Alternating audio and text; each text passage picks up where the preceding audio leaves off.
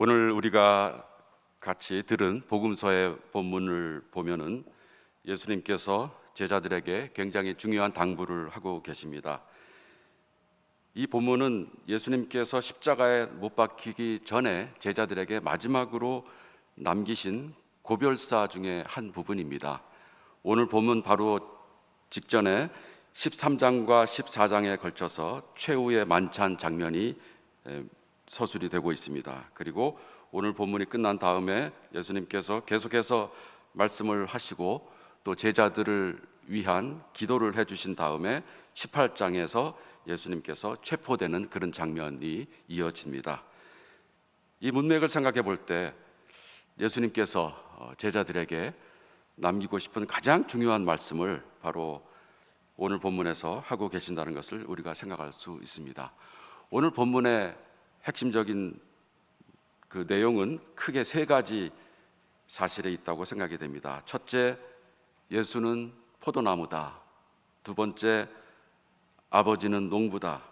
세 번째, 우리는 가지다.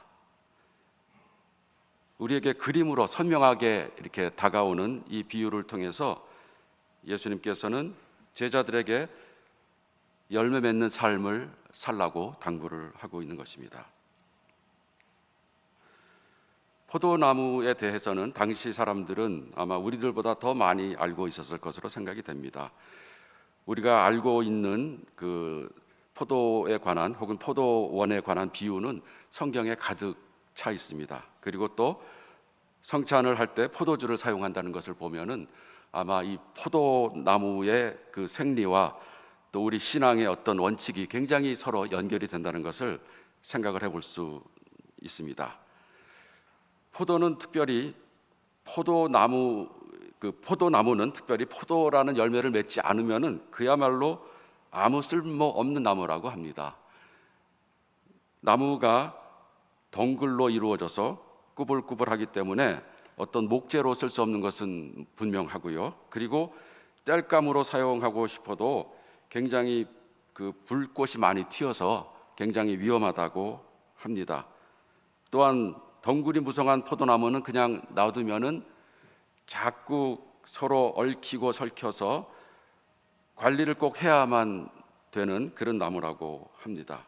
농부가 손을 보는 것과 안 보는 것의 차이가 엄청나게 나는 나무가 바로 포도나무라고 합니다. 제가 미국에서 유학을 할 때 북가주에서 오래 지냈었는데요. 샌프란시스코 북쪽의 소노마 카운티의 나파밸리라고 있습니다. 이곳은 와인을 생산하는 곳으로 굉장히 유명합니다. 이곳에 가보면은 포도원이 그야말로 끝이 안 보이게 펼쳐져 있는 장면을 많이 보게 됩니다. 이곳에서 포도나무를 관리하는 것을 보면은 포도를 심을 때부터 기둥을 일정한 간격으로 줄을 맞춰서 세워놓고 기둥 옆에다가 포도나무를 심습니다. 그리고 줄기나 덩굴이 마음대로 사방으로 뻗어나가게 놔두는 것이 아니고 이 줄기를 묶어 놓을 수 있는 그런 또 기둥을 일정한 모양으로 세워놓고 포도를 경작을 합니다. 그래서 전체적으로 보면은 줄을 정확히 맞춰서 포도나무들이 서 있는 것을 우리가 볼 수 있고요. 또 그 간격마다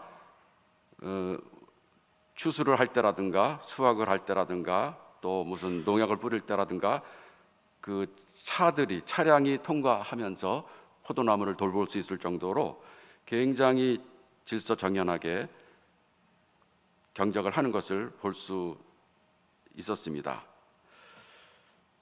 아마 포도나무를 잘 관리하고 포도나무의 열매를 많이 맺기 위해서 애를 쓰면 쓸수록 그 포도나무가 결실을 많이 맺게 되는 것 같습니다. 예수님께서 포도나무에 대한 말씀을 하시는 것이 당시 제자들에게는 귀에 쏙쏙 들어왔을 거로 생각이 됩니다. 우리들은 조금 더 상상력을 동원해서 이 말씀의 깊은 뜻을 같이 새겨보았으면 좋겠습니다. 오늘 제가 여러분에게 포도나무를 어떻게 기르는가에 관한 지식을 알려드리는 것이 목적은 아니기 때문에 정말로 이 비유 속에 담겨 있는 중요한 교훈이 무엇인지에 대해서 같이 생각을 해보려고 합니다. 제가 생각할 때 가장 중요한 두 가지 질문을 우리가 할 수 있는데요. 첫 번째 질문은 열매를 맺는 포도나무 가지와 그렇지 못한 가지의 차이는 과연 무엇인가 하는 것입니다. 그리고 두 번째로는 그 열매는 구체적으로 우리의 삶 속에서 무엇인가 하는 것입니다. 여러분은 오늘 본문을 읽어보시면서 이 두 질문에 대해서 어떤 답을 찾으셨는지 모르겠습니다. 먼저 첫 번째 질문, 열매를 맺는 가지와 못 맺는 가지의 차이가 무엇인지에 대해서 말씀을 한번 자세하게 살펴보겠습니다. 2절을 보면은 내게 붙어 있으면서도 열매를 맺지 못하는 가지는 아버지께서 다 잘라 버리신다, 이렇게 말씀을 하고 있습니다. 이 말씀을 보면은 가지가 나무에 붙어 있는 것이 열매를 맺는 충분한 조건이 되지 않는다는 것을 생각해 볼 수 있습니다. 당연한 거가 되겠죠. 우리가 나무를 기르다 보면은 예를 들어서 너무나도 좋은 나무가 있는데 가지가 부러졌다고 해서 그 가지를 접착제로 붙여서 나무에 이렇게 연결해 놓는다고 해서 그 나무가 어떤 성장을 할 수 있는 것은 아니라는 것을 잘 알고 있습니다. 잠깐 눈속임은 될 수 있을지 모르겠지만은 가지가 그냥 나무에 붙어 있다는 것, 가까이 있다는 것, 접촉에 있다는 것만 갖고 그 나무가 열매를 맺을 수 없다는 것은 너무나도 당연하죠. 원어를 보니까 내게 붙어 있으면서도 열매를 맺지 못하는 가지 할 때 그 붙어 있다라는 표현은 그렇게 중요한 단어가 쓰여지지는 않고 있습니다. 많은 영어 성경에서는 그냥 every branch in me 이런 식으로 내 안에 있는 가지, 이 정도로 이제 표현을 하고 있습니다. 평범하게 그냥 우리가 예수 안에 있다, 예수를 믿는다, 예수 가까이 있다, 그런 정도로는 우리들이 열매를 맺을 수 없다라는 것을 말하고 있는 것이라는 생각을 하게 됩니다. 우리가 예수와 맺어야 되는 관계는 그냥 그 주변을 배회하고 그냥 가까이 있고 예수에 대해서 많이 보고 듣고 아는 것, 그 정도로는 충분하지 않다는 말씀을 하고 있는 셈이죠. 성경에서는 붙어 있다라는 말과 대조적으로 머물러 있다라는 말을 쓰고 있습니다. 가지가 나무에 붙어 있는 것으로는 충분하지 않고 가지가 나무에 머물러 있어야 한다라고 말을 하고 있습니다. 머물러 있다라는 말은 헬라어로는 마이네인이라는 그 단어를 쓰고 있는데요. 이 말은 그 안에 거주한다, 그 안에 산다라는 뜻입니다. 어쩌다가 한 번 방문하는 것이 아니고 늘 그곳에 거주하는 것, 그 안에 사는 것이라는 것을 우리가 생각할 수 있습니다. 유진 피터슨이라는 분이 번역한 메시지 성경에는 이 내용을 이렇게 의역을 했습니다. 내 안에서 살아라.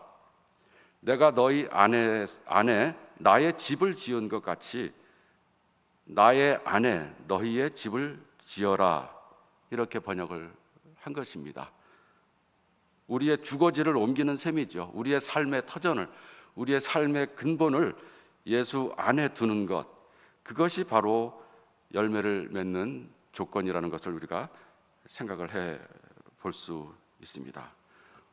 우리가 우리의 집을, 우리의 근거를, 우리의 주거지를 예수 안에 둔다고 할 때 혼란스러운 이 인생 속에서 참된 평화를 느낄 수 있을 것이고, 아마 그러한 평화를 통하여서 아름다운 열매가 맺힐 수 있을 것이라고 생각을 해봅니다.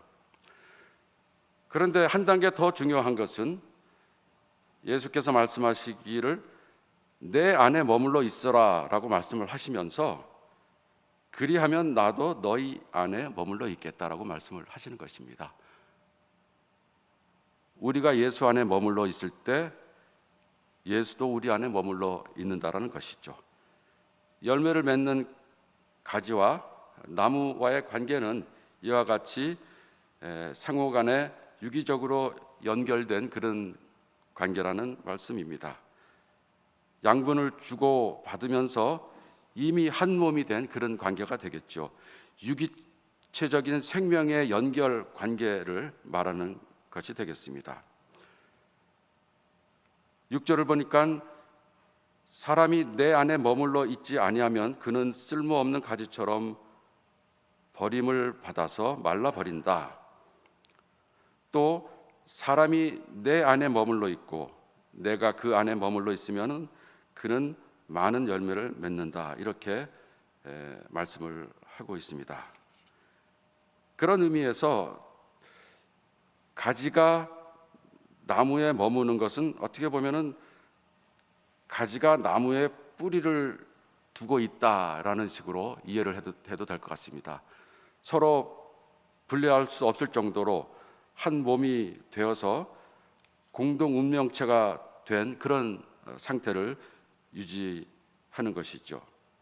우리가 열매 맺는 제자로서의 삶을 살기 위해서는 바로 그와 같이 예수와 혼연일체가 되는 삶을 살아야 한다는 것입니다. 과연 구체적으로 우리가 예수와 하나가 된다는 것은 무슨 뜻일까요? 우리가 예수 안에 머문다는 것은 무슨 뜻일까요?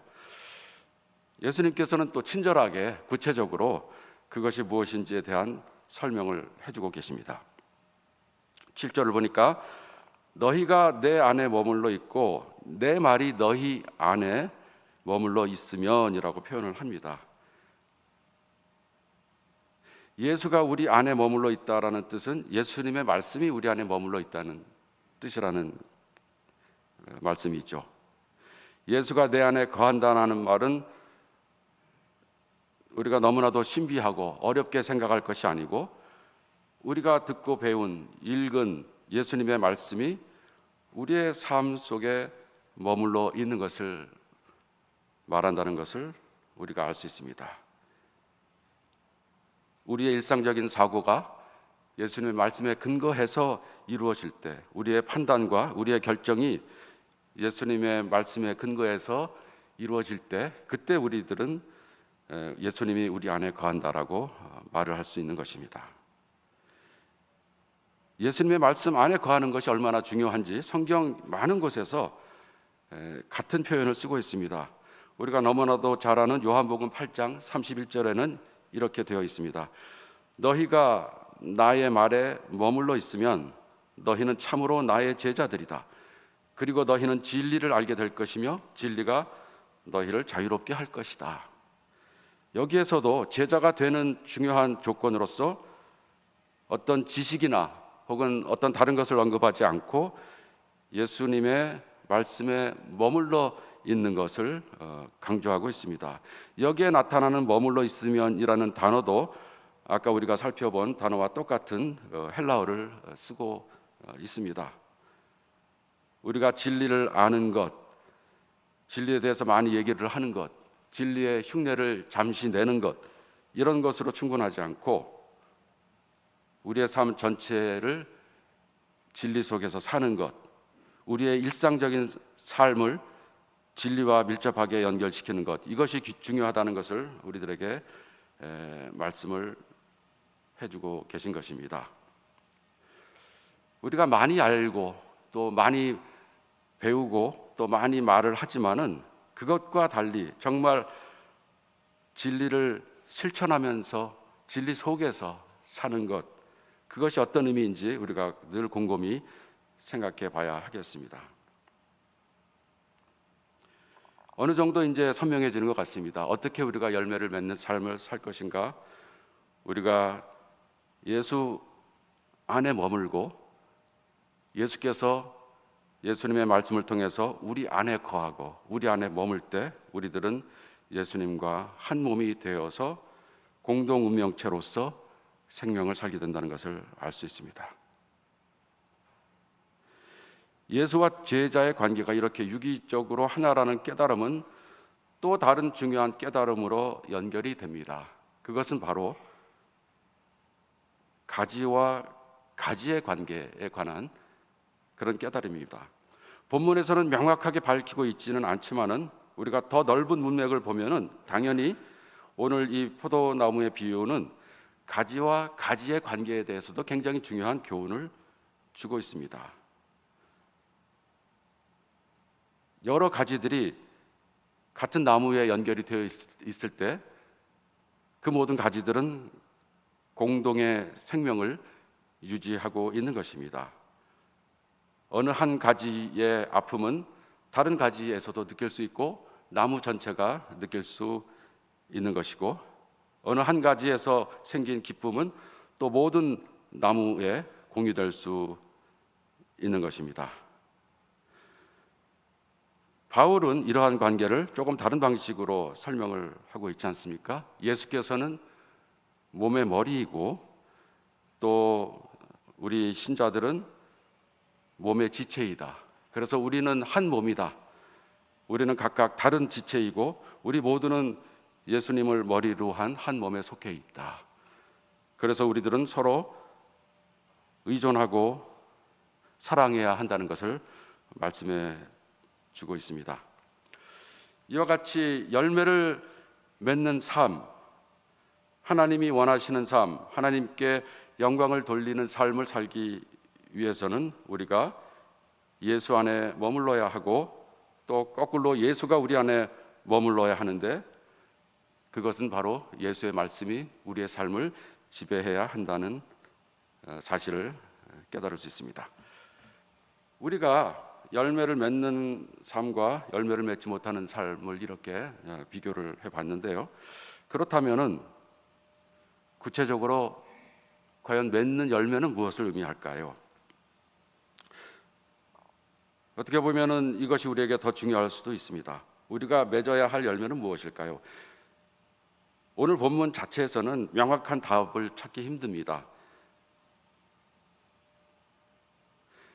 힌트는 몇 가지가 주어지는데, 열매를 많이 맺음으로 우리가 예수의 제자가 된다라는 것을 알 수 있겠고, 또 우리가 열매를 많이 맺음으로 하나님이 영광을 받으신다라고 설명을 하고 있습니다. 오늘 본문 안에서는 그 정도의 힌트밖에 없는데, 우리가 본문의 맥락과 또 성경 전체를 살펴보면은 그 열매가 무엇인지에 대한 답은 우리가 정확하게 파악할 수 있습니다.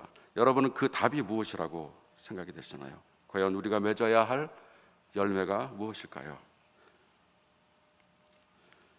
오늘 읽은 본문에 이어서 나오는 부분을 보면은 사실 그 답이 있습니다. 우리가 오늘 요한복음 15장 8절까지 읽었는데 9절을 보면은 주제가 바로 사랑으로 바뀝니다. 8절까지는 포도나무의 비유를 통한 굉장히 그 전체적으로 연결이 되는 하나의 이야기를 하였다면은 9절로 넘어가서는 사랑이라는 주제로 예수님께서 계속 말씀을 하십니다. 이어서 말씀을 하시는 것이죠. 그러면서 아버지께서 나를 사랑하신 것과 같이 나도 너희를 사랑하였다. 너희는 내 사랑 안에 머물러 있어라. 이 머물러 있어라, 머문다는 말을, 그 단어를 계속해서 사용을 하시고요. 이미 이 단어 속에서 우리가 농부와 포도나무와 가지의 관계를 연결해서 생각할 수 있습니다. 아버지께서 나를 사랑하신 것 같이 나도 너희를 사랑하였고 너희는 내 사랑 안에 머물러 있어라. 너희가 내 계명을 지키면 내 사랑 안에 머물러 있을 것이다. 너희가 내 말을 지키면 내 사랑 안에 머물러 있을 것이다. 이렇게 말씀을 하고 있습니다. 그리고 이어서 내 계명은 이것이다. 내가 너희를 사랑한 것과 같이 너희도 서로 사랑하여라. 이렇게 말씀을 하고 있습니다. 예수님의 말씀을, 예수님의 말을 한마디로 요약하면은 바로 사랑이고, 그리고 구체적으로 서로 가까이 있는 사람들끼리 서로 사랑하는 것이라는 것을 우리가 확인할 수 있는 것이죠. 16절을 보면은 너희가 가서 열매를 맺어 그 열매가 언제나 남아있게 하기 위해서 내가 너희를 택했다라고 말씀을 하시면서 17절에서 결론적으로 내가 너희에게 명하는 것은 이것이다. 너희는 서로 사랑하여라. 이렇게 말씀을 합니다.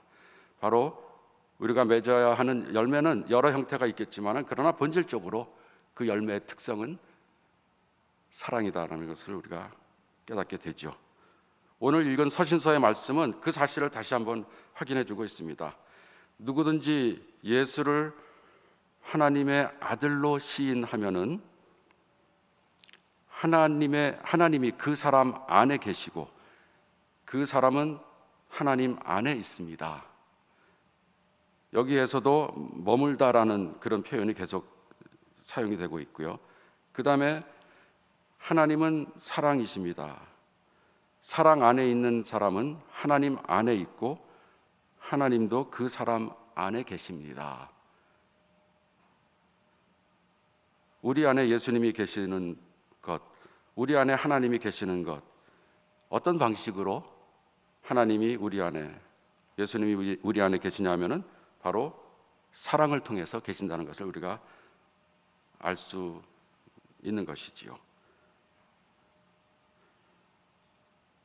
우리가 참 포도나무에 연결이 되어서 포도나무로부터 양분을 얻으면서 생명을 얻으면서 맺어야 할 열매는 바로 사랑이라는 것을 다시 한번 깨닫게 됩니다.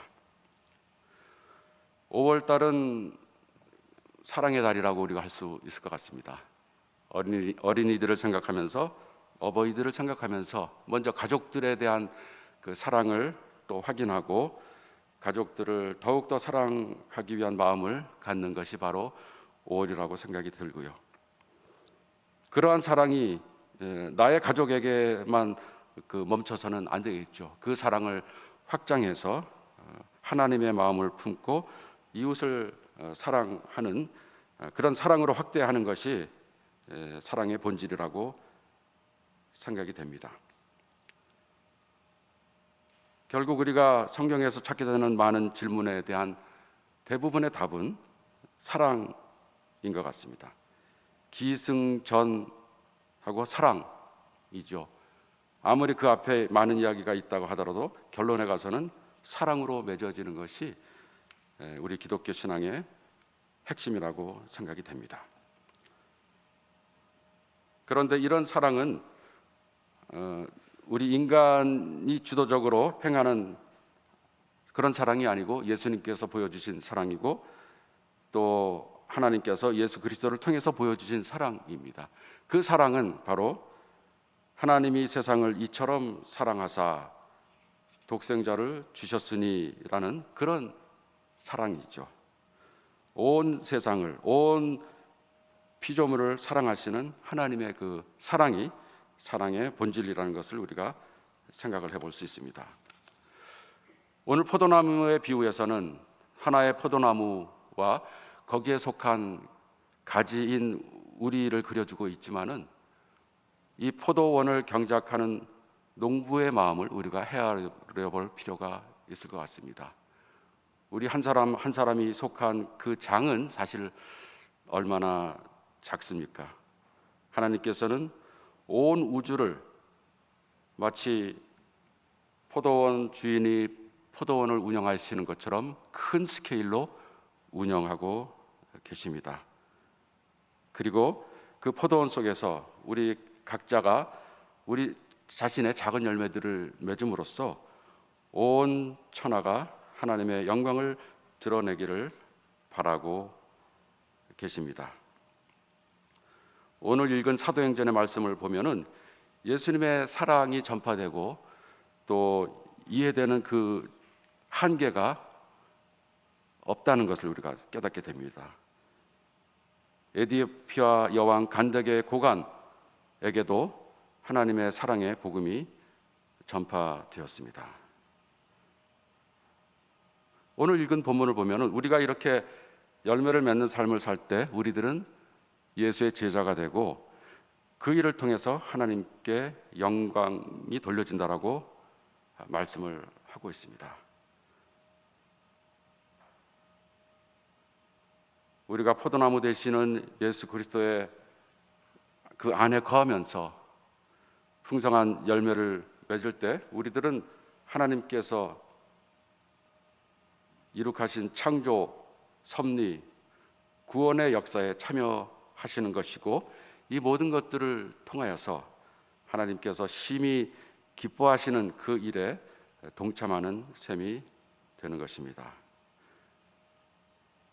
오늘 무엇보다도 사랑이 많이 필요한 이 시대에 우리가 구체적으로 하나님으로부터 받은 사랑을 실천하는 그런 마음을 갖고 하루하루를 살아가는 우리가 되었으면 좋겠습니다. 포도원을 경영하는 주인의 관점에서 최선을 다해서 우리가 사랑할 대상을 찾아 나가고 사랑을 실천하면서 하루하루 살아야 하겠습니다.